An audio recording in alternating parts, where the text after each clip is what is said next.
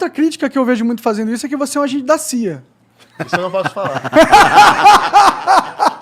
Então essa ótima. Tu tem cara de agente da CIA. Toda gente da CIA joga flip com a mão trocada. Talvez seja a explicação. Né? Não, acho engraçado que eles inventam um monte de maluquice, né? Teoria da conspiração. Aí eu sou um agente da CIA. Aí eu sou um empregado da Globo.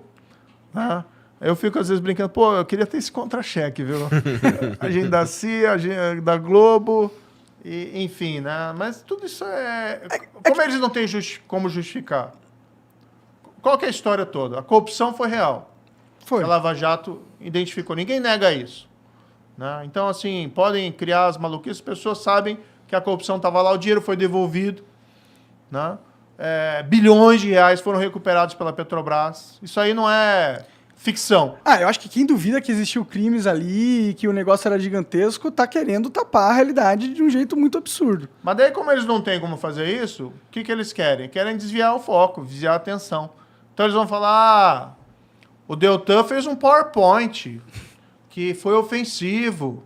Nossa, o PowerPoint do Deltan, meu Deus do céu, né? Vamos aqui. Aí, em relação a mim, o Moro tem uma voz que é ruim, que não é boa.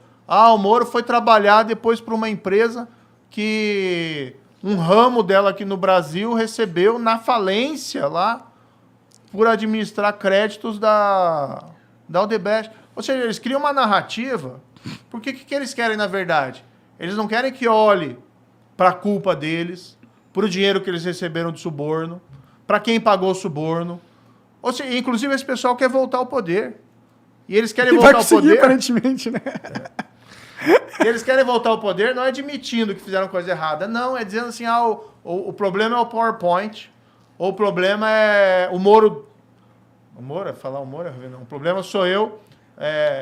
Cara, 4 anos depois de largar o trabalho de juiz, ter ido arrumar um emprego numa empresa de consultoria internacional, sem trabalhar para as empresas envolvidas na Lava Jato. Eu acho que a maior crítica a você mesmo, que rola e que eu acho que é a mais efetiva, vamos dizer assim, são as questões da Lava Jato, né? Das mensagens e tal. Das mensagens. Sim, eu acho que é o que mais eles usam hoje em dia, eu vejo, entendeu? Tipo, eles falam que...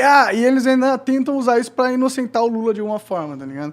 Tipo, você viu que inocentaram o Lula? Não inocentaram o Lula, não foi isso que aconteceu, né? Eles só tiveram que recomeçar a investigação e o Deltan falou que tem muita coisa ali que só não dá pra pegar de novo pra começar outro processo, até por várias razões. Tipo, processo se recomeçar agora, até ele se resolver, muita coisa se perdeu e tudo mais. Né? Mas assim, em relação à Lava Jato, teve muitas críticas também em relação a como ela se desdobrou. Por exemplo, o lance das não sei o que coercitivas, o lance prisões coercitivas. Não, é da condução coercitiva. Condução, é verdade, desculpa. O lance de uns vazamentos, assim, não é nem vazamento, mas de... Teve o vazamento de áudios, né? Remover o sigilo de determinadas coisas, como da ligação da Dilma lá pro Lula e tudo mais. Essas críticas aí que são feitas, aí trazem a mim a seguinte pergunta. Dava pra fazer isso de um jeito que a gente conseguisse eliminar todas essas críticas? Por exemplo, existia um jeito menos...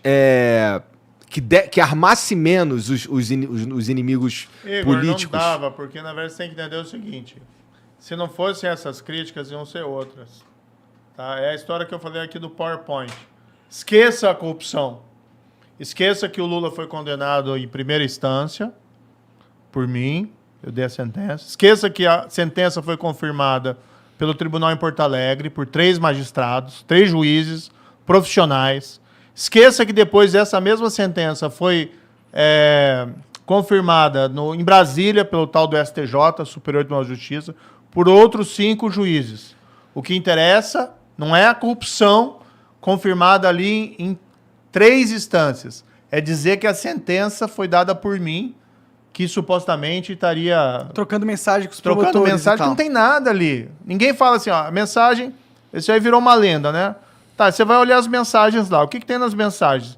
Tem alguém fraudando prova? Não. Tem alguém ocultando prova que o Lula era inocente lá das acusações? Não tem. tem alguém combinando alguma coisa ilícita. Né? Tem alguém falando assim, ó, vamos fazer isso para prejudicar não sei quem, vamos fazer isso para enganar não sei quem. Não tem nada disso. O que eles pegam é uma narrativa, criam lá uma fantasia, por que eles querem esquecer?